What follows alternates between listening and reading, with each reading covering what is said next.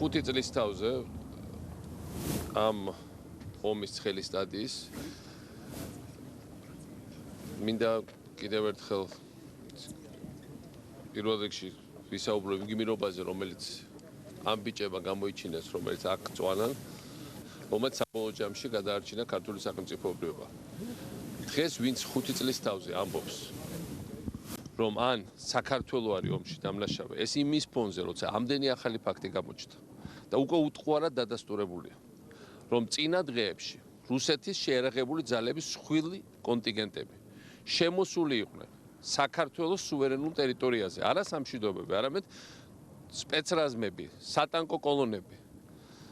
ამას ადასტურებენ რუსი ოფიცრები, ამას ადასტურებს უამრავი სხვა წყარო, რომელიც ამას ყველაფერს სწავლობდა. ამას აღიარებენ რუსი პოლიტიკოსები.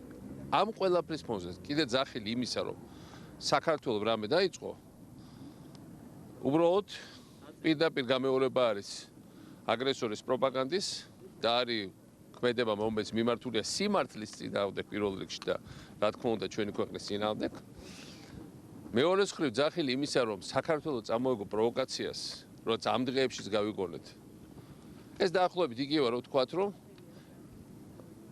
საქართველოს წამოეგო პროვოკაციას ჯალალედინის წინააღმდეგ, საქართველოს წამოეგო პროვოკაციას მურვანყრუს წინააღმდეგ, საქართველოს წამოეგო პროვოკაციას აღაღმახანის წინააღმდეგ. იქნებ ერეკლე მეორესთვის რო არ ეღალატათ მარკოიშვილის რაზმელებს და სხვა მაშინდელ ელემენტებს და ერეკლე მეორეც წამოგებოდა პროვოკაციას აღაღმახანის წინააღმდეგ თბილისი გადარჩენილიყო განადგურებას. სწორედ ის რომ საქართველოს გაწია წინააღმდეგობა გვეყო ამის გამბედაობა. და ეს იყო ჩვენი წმინდათა წმინდა ვალი. ჩემთვის არავის არ მოუწია მანდატი, რომ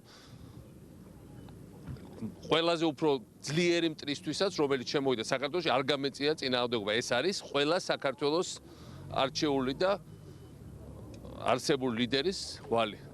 სწორედ ამის გამო გადარჩა ქართული სახელმწიფოებრიობა. სწორედ ამის გამო გააგრძელა საქართველოს განვითარება. ამიტომ და საქართველოს გადარჩა ისეთ პირობებში, რომ სადაც ვერ გადარჩა ბევრი ჩვენზე ბევრად უფრო ძლიერი ქვეყანა. ამიტომ ის რაც მოხდა 5 წლის წინ, რაც ამ ბიჭებმა გააკეთეს, ეს არის ტრაგიკული, მაგრამ ეს არის ძალიან საამაყო.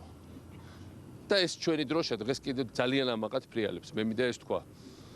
და ჩვენ ყველაფერი უნდა გავაკეთოთ მომავალში მშვიდობის შესანარჩუნებლად და საქართველოს განვითარების გასაგრძელებად. ზათ იყავით ბატონ პრეზიდენტ გუშინ თქვით, რომ ტერიტორიების დაბრუნების სამართლად ნატოს შესვლაზე უარი გქონდა თქვენი შეფასებასთან დაკავშირებით. ჩვენ შეჭამდა მაშინ რეფერენდუმი, რომელიც პარლამენტში ჩატარდა. მე მინდა ყველასთვის გასაგებად თქვა, პოლიტიკოსების ქმედებები იზოვება არა იმით ვირასამოს, არამედ მათ მიერ გატარებული პოლიტიკის წლების განმავლობაში. დაბა კარგად დაფიქრდით და შემდეგ თქვით. სად იყო საქართველოს ჩემ პრეზიდენტობამდე და სად არის საქართველოს ჩემ პრეზიდენტობის დასასრულის დროს.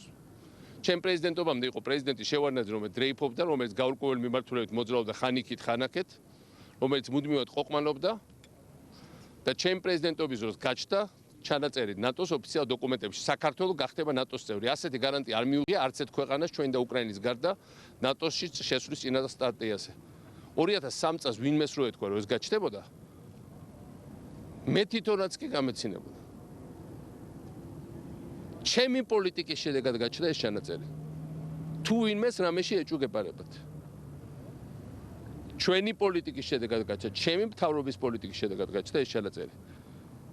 ჩემი ინიციატივით გავიდა საქართველოს დსთ-დან, სადაც შევარდნაძე შეგვიყვანა დაწოლის ქვეშ. ჩემი პრეზიდენტობის დროს მოვაწერეთ ხელი ხელშეკრულებას ამერიკის შეერთებულ შტატებთან სტრატეგიულ პარტნიორობაზე. და ჩვენი პრეზიდენტობის, ჩემი პრეზიდენტობის დროს საქართველოს დამკვიდრდა მსოფლიო რუკაზე. და ახლა გინდა ილაპარაკეთ, რომ საქართველოს სააკაშვილი რაღაცას ცული და რამეში და გინდა რაც გინდათ ის თქვით. ფაქტები ძალიან ჯიუტია. აგერ ვდგავარ მე, ჯერჯერობით ცოცხალი ვარ და აგერ არის ჩემი მიერ გატარებული პოლიტიკის შედეგები. საქართველოს წავიდა ისე ჩქარა დასავლური ორიენტაციის გზით, მათ შორის თავისუფალი ვაჭრობის ხელშეკრულებაზე, დიალოგის გახსნა ამერიკასთან ერთად ქვეყანა ევროპაში და აშენა. ვიდრე ვინმეს როდესმე წარმოგედგინათ და მეც კი წარმომედგინა თავის დროს. ასე რომ ეს არის ფაქტები და მე ამ ფაქტებით და ეს ფაქტები არის ისტორიული ჭეშმარიტება. მეორე არის ის, რომ ჩვენ რა თქმა უნდა საქართველოსთვის ჩვენ ყველაფერი გავაკეთეთ წინა წლებში და მე ამის შესახებ გუშინ ვისაუბრე და თითქოს არაფერი ახალი არ მithქოს გარდა იმისა რომ დამატებით დოკუმენტები წარმოადგინე რომ ჩვენ ყველაფერი გავაკეთეთ იმისაც რომ საქართველოს არ დასხმოდა თავს რუსეთი ფართო მასშტაბიანად რა თქმა უნდა წინა წლებში ჩვენ სხვადასხვა ტიპის თავდასხმების ხვეპრი მუდმივად ვიყავით საბოლოო ჯამში ერთადერთი გზა ამის თავიდან აცილების იყო უარის თქმა სახელმწიფობრიობას იმიტომ რომ თუ არა ჩვენი გატარებული პოლიტიკა ხშირად ამობენ აი თუ არა ერთ-ერთი პარლამენტის წევრი რომელიც კარგად გამოხატული FSB-ს აგენტია დიდი ხნის ამას წინათ მოუკარი ყური ამბობდა ამ ორი დღის წინ თუ არა სააკაშვილი და მისი მთავრობა არ იქნებოდა ომი ესა რუსული პროპაგანდის კლასიკური ნიმუში მინდა უთხრა ხო თუ არა ჩვენი მთავრობა არ იქნებოდა ქართული სახელმწიფოებრიობა თუ არა ქართული სახელმწიფოებრიობა ალბათ არ იქნებოდა ომი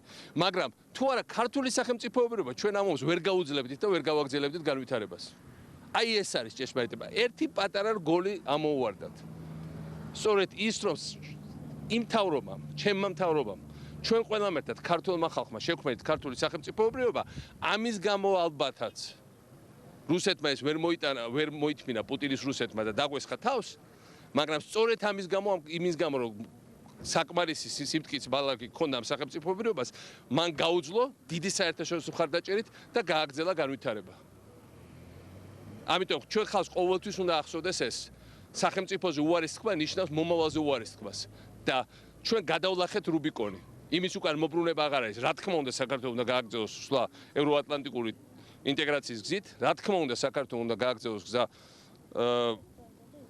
ყველა მეზობელთან კეთილმოზობლობის ურთიერთობის გზით მათ შორის რა თქმა უნდა ვცადოთ რუსეთთან ურთიერთობის დამყარება პუტინის რუსეთთან ეს არ გამოვა და თავს ნუ მოვიტყუებთ რუს ხალხთან ეს გამოვა პუტინის დღეები რუსეთში დარწმუნებული ვარ არის დათვლილი და ყველა შემდგომ მთავრობისთვის ჩვენ უნდა ვიყოთ მზად რომ და სანამ ეს პუტინის რუსეთია ჩვენ უნდა გავაგრძელოთ განვითარება და არაფერი ისეთი არ უნდა დავთმოთ რასაც შემდეგ ვინანებთ უნდა გავაგრძელოთ განვითარება დაველოდოთ უკეთეს დროებს ყველა სხვა მეზობლებთან მაგარი ურთიერთობები და ქართული სახელმწიფოების გაძლიერება დიდი მადლობა